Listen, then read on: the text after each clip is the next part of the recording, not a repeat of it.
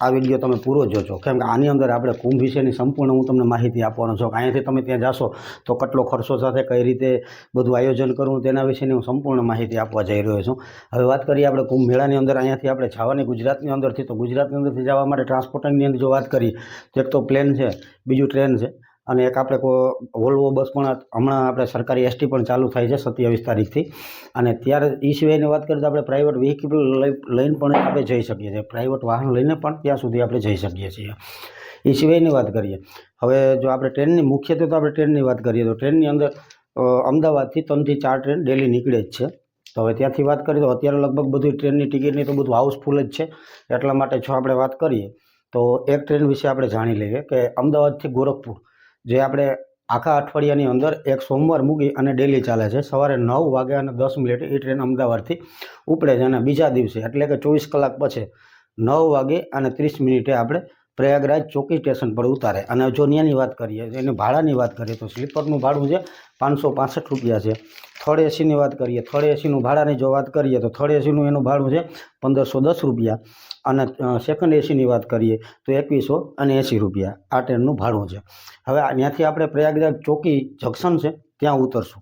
Prayagraj junction, ચોકી અને નૈની આવા 3 રેલવે સ્ટેશન છે પ્રયાગરાજની અંદર. તો આપણે ચોકી, ગુજરાત બાજુથી કોઈ પણ ટ્રેન જાય તો એને ચોકી ડાયવર્ટ કરવામાં આવે, એટલે કે ચોકી ઉતરશું. ત્યાંથી આપણે જો સંગમની વાત કરીએ તો સંગમ ત્યાંથી આપણે 7 થી 8 કિલોમીટર દૂર છે. તો તમે પ્રયાગરાજ રેલવે સ્ટેશનથી બારોબાર નીકળશો એટલે તમને 20 થી 30 રૂપિયાની આજુબાજુ ઈ રિક્ષાવાળા મળશે, જે તમને સુંગી સુધી લઈ જશે. સુંગી એટલે કે એને નવું પુલ કહેવાય છે સુંગી. ત્યાં એ સુંગીથી તમે રસ્તો ક્રોસ કરશો એટલે મેળો સ્ટાર્ટ થઈ જાય. ત્યાંથી સંગમ આપણે 4 કિલોમીટર જેવો દૂર થાય છે. હવે ત્યાંથી તમે અંદર જશો, અંદર પણ સ્નાનના દિવસ સિવાય રિક્ષા ચાલે છે. એ રિક્ષા તમારી પાસે 20 થી 30 રૂપિયામાં તમને સંગમ સુધી મૂકી જાય. સંગમ સુધી એટલે કે 1-1.5 કિલોમીટર આગળ તમને ઉસાડશે, તમારે એટલું હાલીને જવું પડશે. એ સિવાયનું બીજું, અને તો તમે એક દિવસનો પ્લાન કરો તો વધારે સારું, કેમ કે ત્યાં હોટલનું આ બધું ભાડું એકદમ હાઈ છે, જેથી કરી અને હોટલનું ને એ બધું તો તમારું બજેટ આખું ખીચા ઉપર તમને બહુ ભારે પડશે. અને જો વાત કરીએ તો ત્યાં આપણી ગુજરાતી સમાજ પણ આવેલી છે, જે પ્રયાગરાજની અંદર મુઠ્ઠીગંજ ઇલાકાની અંદર આવેલી છે. તેનું લોકેશન લિંક આખી તમને મારા ડિસ્ક્રિપ્શનમાં મળી જશે, તો તમે ત્યાંથી જોઈ લેજો. અને એના મોબાઈલ નંબર પણ હું તમને નીચે તમને શો કરતા હશે, એમાં તમે ફોન કરી અને પૂછી જોજો. ડોરમેટ કે છે, ત્યાં રૂમ છે, આ બધું ત્યાં તમને મળી જશે. લગભગ તો અત્યારે ફૂલ છે, પણ છતાં પણ તમે ત્યાં કોલ કરી અને પૂછી શકો છો ત્યાં. અને લગભગની આપણે ગુજરાતીઓ જ બધા વસે છે એટલા માટે. એ સિવાયની વાત કરીએ, જો તમે સંગમમાંથી જાશો એટલે ત્યાં હોળીવાળાની વાત કરીએ, તમે ઘાટ ઉપર પણ સ્નાન કરી શકો છો.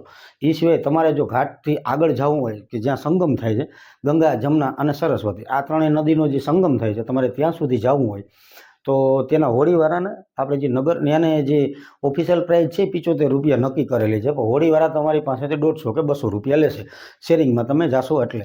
અને જો તમે પ્રાઇવેટ કરશો તો તમારી પાસે 600 રૂપિયા એ માગશે સંગમ સુધીના.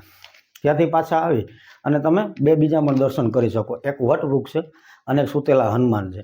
વટવૃક્ષ છે એ કિલ્લો છે, આખો અકબરનો કિલ્લો છે, જે મિલિટરીની અંડરમાં છે, એટલે તમે કિલ્લો નહીં જોઈ શકો, પણ તમે ખાલી વટવૃક્ષના દર્શન કરી શકશો. અને ભગવાન રામ જ્યારે વનવાસમાં હતા ત્યારે માતા સીતા સાથે ત્યાં એક ગુફા છે, ગુફાની અંદર રહેલા છે. અત્યારે તો ત્યાં ઘણી બધી મૂર્તિ છે અને એનો વિડીયો પણ આપણી ચેનલ ઉપર છે, તમે એ પણ જોઈ લેજો. હવે એ પછીની વાત કરીએ આપણે જમવા માટેની, તો જમવાનો ખર્ચ તો લગભગ નથી, કેમ કે ત્યાં આટલા બધા અન્નક્ષેત્ર છે ઘણા બધા, એટલે ત્યાં તમે જમી શકો છો. અને જો મેળાની વાત કરીએ તો મેળાની અંદર ટોટલ 25 સેક્ટર છે. 25 સેક્ટરની અંદર મેળો છે અને 4 ભાગમાં વેચેલો છે. અને જે આપણે ગંગા નદી ઉપર જે પીપાના પુલ બનાવે એ પુલની સંખ્યા 30 છે. અને ખાસ કરી અને જો આપણે ગુજરાતી અન્નક્ષેત્ર કે એવું કંઈ તમે ગોતતા હો તો સેક્ટર નંબર 18 અને 19 આ બેની અંદર વધારે પૂરતા આપણે ગુજરાતી અન્નક્ષેત્રને આ બધું આવેલું છે. તમે ત્યાં જઈ અને વાતચીત કરી શકો છો રહેવા માટે. પણ મને લગભગ એવી જાણકારી મળી છે, હું ત્યાં ગયો ત્યારે નહીં, પણ અત્યારે મને એવી જાણકારી છે ત્યાંની કે ત્યાં આપણે કોઈકની ઓળખાણ હોય તો એ લોકો રહેવા દે છે. બાકી તો ગવર્મેન્ટ દ્વારા ડોરમેટરીને એવું બનાવેલું છે કે ત્યાં તમે 100 રૂપિયાથી 200 રૂપિયામાં જમી પણ શકો છો અને તમે 24 કલાકની સ્ટે પણ કરી શકો છો. આ સિવાયનું છે, એટલે તમે એક દિવસનો પ્લાન બનાવો તો તમારા ખીચા ઉપર ભાર નહીં પડે, એટલે તમે લગભગ મિનિમમ 1000 રૂપિયાની અંદર પ્રયાગરાજની અંદર આ ફરી શકશો. આ સિવાયનું પણ પ્રયાગરાજની જો વાત કરીએ મેળાની અંદરની, તો જે આ 25 સેક્ટર છે એ તો બહુ ઝાઝા કિલોમીટરની અંદર છે.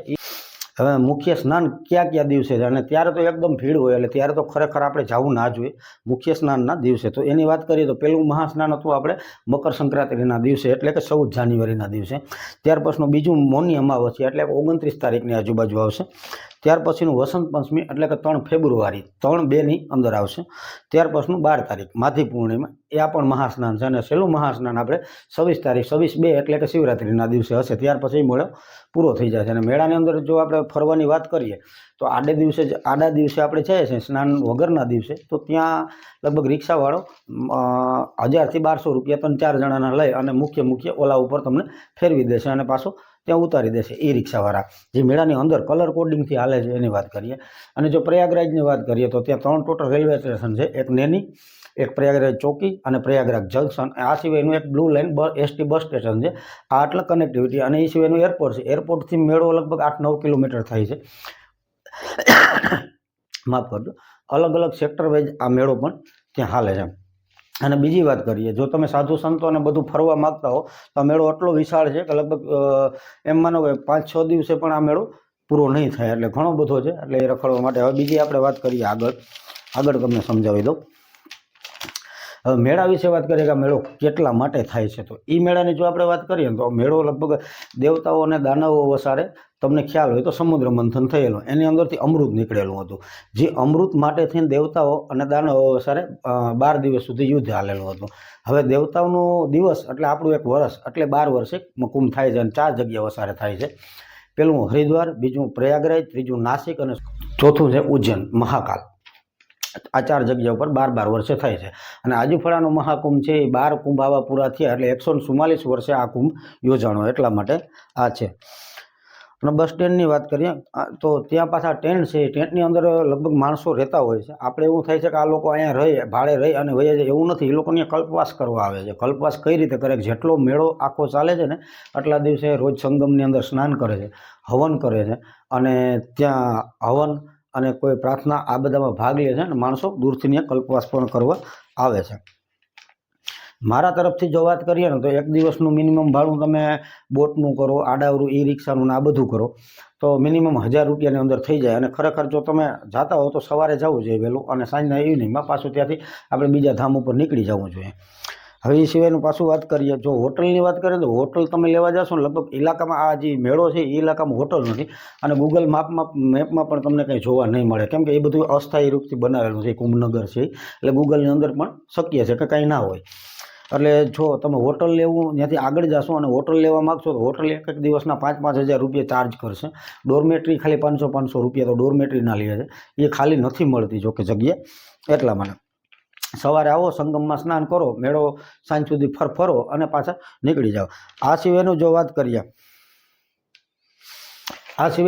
તો પ્રયાગરાજની અંદર એક આપણે શિવાલય પાર્ક કરીને અને બનાવેલું છે કે જ્યાં આપણા 12 જ્યોતિર્લિંગ મૂકેલા છે. એનો વિડીયો પણ આપણી ચેનલની અંદર મૂકેલો છે, એ પણ તમે જોઈ શકો છો. એ સિવાયનું એક આપણે શહીદ વીર અમર શહીદ ચંદ્રશેખર આઝાદ કે જેમનું શહીદ જે જગ્યા ઉપર થયા હતા એ પાર્ક છે. પાર્ક પણ તમે ત્યાં ફરી શકો છો પ્રયાગરાજની અંદર. હવે જો આપણે પ્રયાગરાજની વાત કરીએ તો મુઠ્ઠીગંજથી તમારે આવવું પડશે રામબાગથી તમે સુંગી સુધી આવી શકો. આ રીતના જો તમે ગુજરાતી સમાજે રહેતા હો તો ત્યાં પણ જમવાની વ્યવસ્થા નથી. જમવાની વ્યવસ્થા આપણે પોતે જાતે કરવી પડે છે. હવે ટ્રેનની વાત કરીએ, ટ્રેનનું તો મેં તમને પહેલાંથી સમજાવી દીધું છે. એટલે આવી રીતના બધું તેનું ઓલું છે. એટલે મારા મંતવ્ય પ્રમાણે તમારે જો ત્યાં જવું હોય તો તમે એક દિવસનો પ્લાન પ્રાઇવેટ વ્હીકલ લઈને જશો ને તો ત્યાં પાર્કિંગમાં રાખશો. ત્યાંથી પણ તમારે 10 થી 11 કિલોમીટર સંગમ દૂર થશે. એટલે સંગમ સુધી જવું હોય તો એટલું થાય. ટોટલ 30 તો પીપાના પુલ બનાવેલા છે કે આ તરફથી તમે સામે જે સાધુ સંતોના પંડાલો છે ત્યાં સુધી તમે જઈ શકો છો. એટલે આટલો મોટો મેળો છે. અને આ સિવાયનું પણ હજી આપણે એક વિડીયો બનાવશું આગળ પણ. આ વિડીયોને જોઈએ જો તમને વિડીયો સારો લાગે તો આ વિડીયોને તમે લાઇક કરજો, શેર કરજો અને કમેન્ટ કરજો. અને કઈ રીતે તમે ઓફલાઈન પણ તમે ટિકિટ બુક કરાવી શકો ટ્રેનની અને ઓનલાઈન પણ કરાવી શકો છો. આ બધું પણ છે. લગભગ અત્યારે તો બધું ફૂલ છે, એટલા માટે થઈને તમને ટિકિટ મળવી બહુ કઠણ છે. પણ છતાં પણ ચાલો તો મળીએ. અને આ વિડીયો તમને ગમતો હોય તો આ વિડીયોને શેર કરજો, લાઇક કરજો, કમેન્ટ કરજો. અને એક તો તમારા સપોર્ટની જરૂર છે એટલે આપણી ચેનલને તમે સબસ્ક્રાઈબ કરી દેજો. ચાલો મિત્રો મળીએ પાછા નવા વિડીયોની અંદર.